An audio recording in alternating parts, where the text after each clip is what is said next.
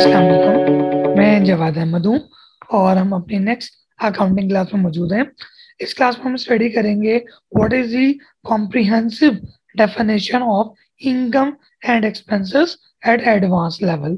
कि इनकम की और एक्सपेंसेस की डेफिनेशन क्या है एक एडवांस लेवल के ऊपर अकाउंटिंग के अंदर। तो क्लास को शुरू करने से पहले अगर अब तक आपने मेरे चैनल को सब्सक्राइब नहीं किया तो काइंडली चैनल को सब्सक्राइब कर लें ताकि नेक्स्ट आने वाली वीडियोस आपको टाइम पे मिलती रहें। चलिए अपनी क्लास का स्टार्ट करते हैं। What is income definition? Income क्या है? बहुत से लोग ये समझते हैं बेसिक लेवल पर, और बेसिक लेवल तक ये बात काफी हद तक सही भी है। बेसिक लेवल के ऊपर हम कहते हैं कि बिजनेस की जो इनकम है वो क्या हो रही है जी। कस्टमर को हम कोई भी चीज़ है बेच रहे हैं, जितनी ज़्यादा हमारी सेल्स बढ़ रही है उतनी ज़्यादा हमारी इनकम इन रियल टर्म्स भी बढ़ रही है। लेकिन आज हम जरा एडवांस लेवल पर बात करेंगे। पहले डेफिनेशन लिख लेते हैं। Increase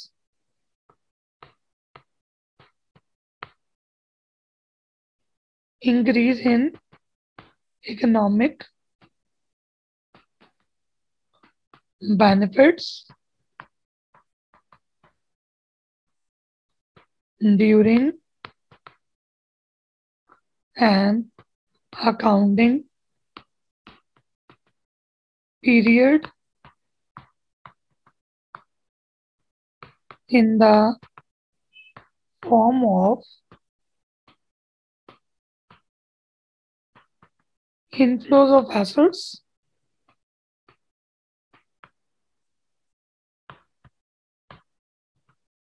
decrease in liabilities। अच्छा जी, क्या कहता है जी? आप पढ़ते हैं इसको।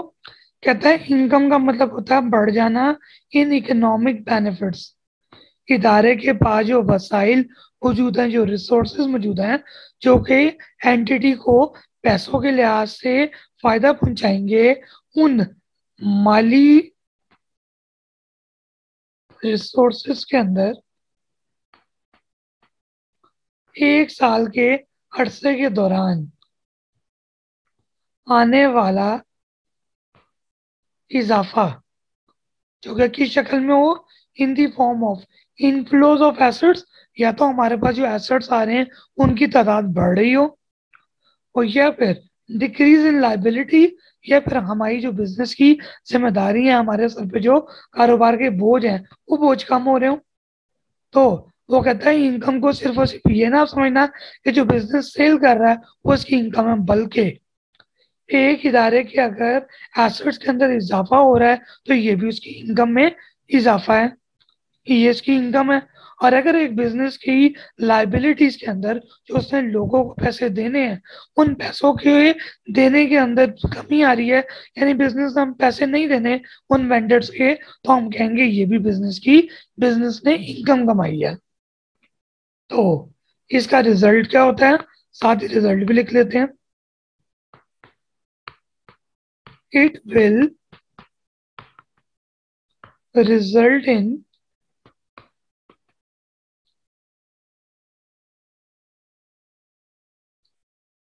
increase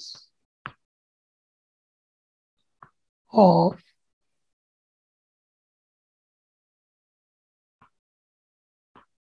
increase in equity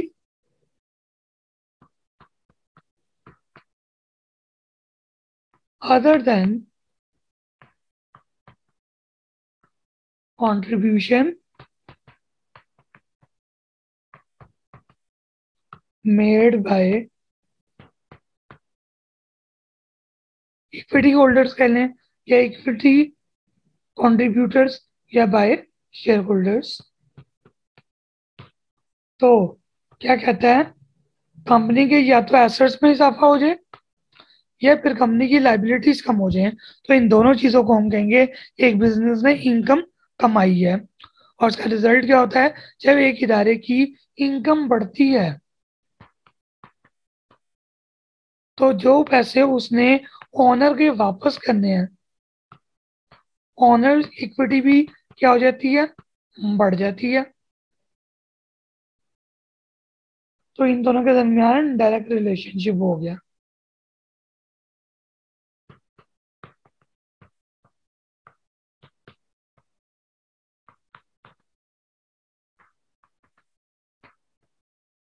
तो बस इनकम की डेफिनेशन क्या है, इंक्रीज इन इकोनॉमिक बेनिफिट्स, इन इदारे के पास जो वसाइल मौजूद हैं जिसकी वजह से इदारे को कल को फायदा होने वाला है, उन रिसोर्सेज के अंदर 1 साल के अरसे के दौरान, एक खास टाइम पीरियड के दौरान आने वाला इंक्रीज की शक्ल में, या तो इदारे के पास जो एसेट्स हैं उसके अंदर इजाफा हो रहा है, या फिर बिजनेस का जो बोझ है, जो उसकी जिम्मेदारी है, उसके अंदर क्या आ रही है, कमी आ रही है।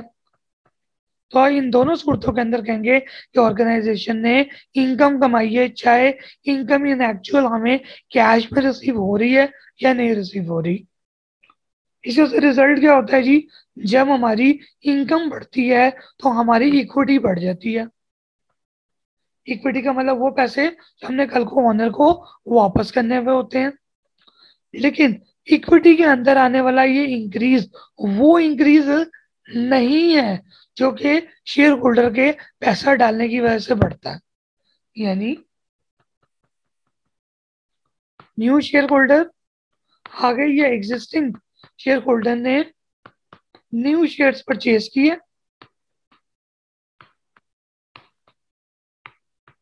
उन नए शेयर्स खरीदने की वजह से इदारे की इक्विटी क्या हो जाती है, बढ़ जाती है।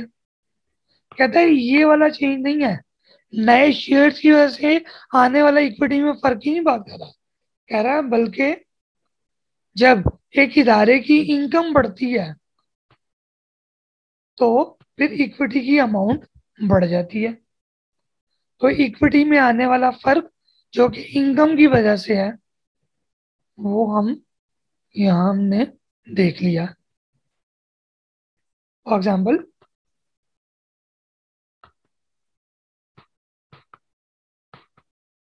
एग्जाम्पल, बिजनेस के अंदर पहले हमने एक एक्सपेंस बुक किया था, बैडेड एक्सपेंस।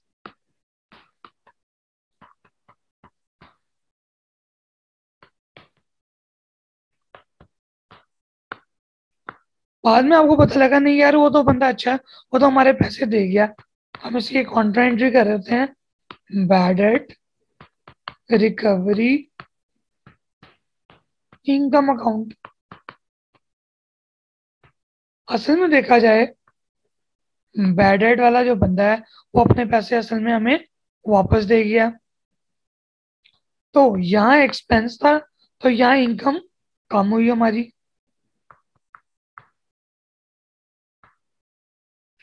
और बैड एड रिकवरी इनकम ये ऐसी इनकम है जो हमने डेटर से कमाई, तो ये इनकम जो हमारी है, इस इनकम के बढ़ने की वजह से हमारी जो इक्विटी है वो भी क्या हो जाएगी, इंक्रीज हो जाएगी।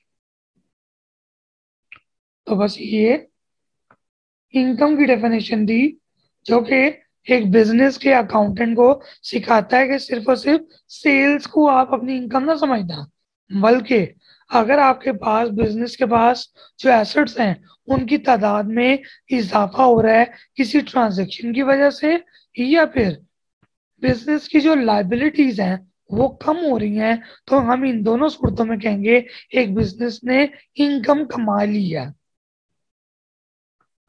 इस इनकम के बढ़ने की वजह से एक बिजनेस की ऑनर्स इक्विटी, जो उसने ऑनर को पैसे वापस देने हैं, वो बढ़ जाता है। ये थी हमारी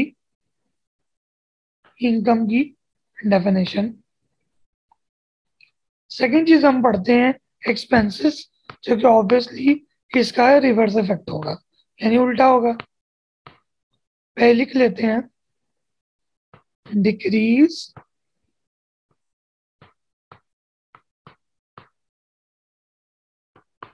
in economic benefits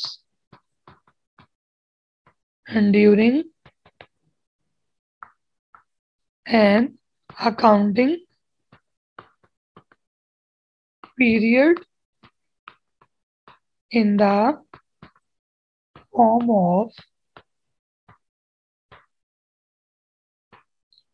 outflows of assets or increase in equity,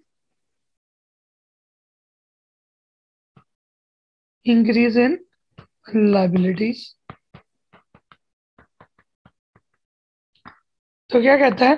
कहता है एक्सपेंसेस से मुराद ये है कि इदारे के माली रिसोर्सेज के अंदर आने वाली कमी एक साल के अरसे के दौरान या किसी खास पीरियड के दौरान इन दी फॉर्म ऑफ की शक्ल के अंदर आउटफ्लोज ऑफ एसेट्स, इदारे के पास जो उसके एसेट्स पड़े हुए थे उनके अंदर कमी हो रही है, तो हम कहेंगे एक बिजनेस को एक्सपेंस हो रहा है, उसका नुकसान हो रहा है। और दूसरा है इंक्रीज इन लाइबिलिटीज, और या फिर अगर इदारे के एसेट्स के अंदर कमी नहीं आ रही तो फिर इदारे की जो लाइबिलिटीज हैं उनके अंदर इजाफा होता जा रहा हो। एक और बार लिख लें, इसका रिजल्ट क्या होता है?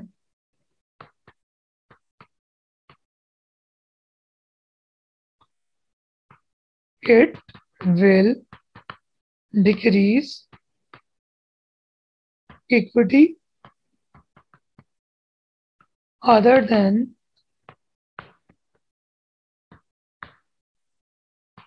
equity distribution among partners.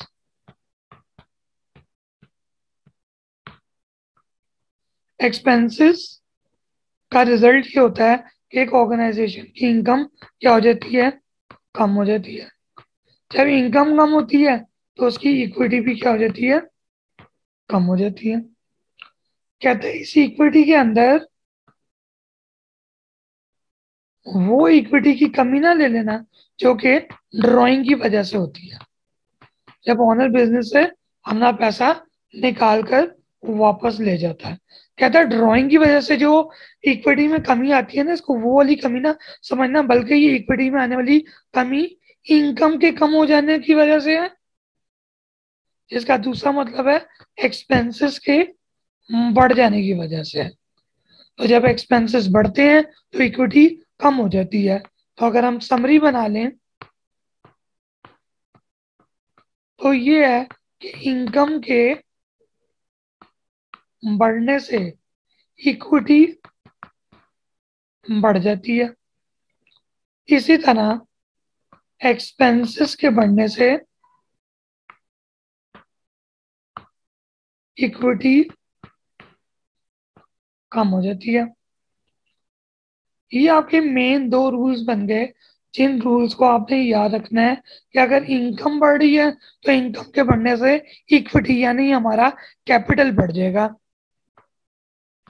Equity means capital. और इनकम के बदले में अगर एक इदारे के खर्चे बढ़ रहे हैं तो इसका मतलब उसकी इक्विटी फिर क्या हो जाएगी? कम हो जाएगी। यानी इनकम में और इक्विटी में डायरेक्ट रिलेशनशिप है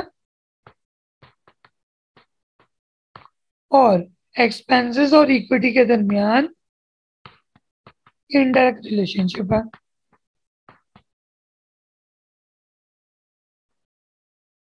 ठीक है, ये हमारी क्या होगी? एक समरी बन गई। तो इस क्लास में हमने डिस्कस किया what is the comprehensive definition of income and expenses. Hope the concept has been well explained. So let's meet in the next class. Thank you for your time.